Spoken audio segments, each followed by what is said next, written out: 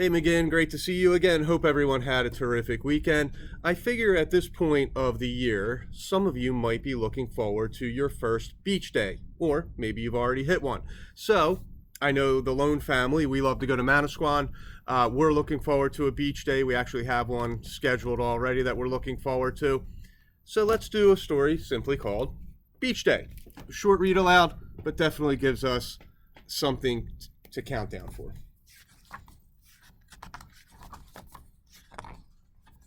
Waves roar, rush and soar, rolling, crashing to the shore.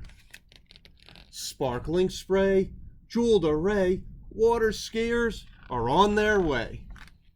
Sandy knees, foaming seas, insects dancing in the breeze. Noonlight shimmers bright in the distance, hot and white. Bat ball mitt, it's a hit. Leaping, running, lickety-split. Voices chatter, sand pails clatter. Off to lunch, the children scatter. High clouds flurry, sand crabs scurry. Hungry swimmers are in a hurry. Chicken legs and deviled eggs, what a banquet seagull begs. Waves lapping, babies napping. On the water, sails are snapping.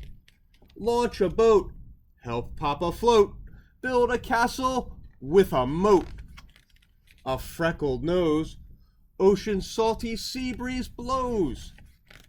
Time to pack a picnic snack, bright beach towels in a stack.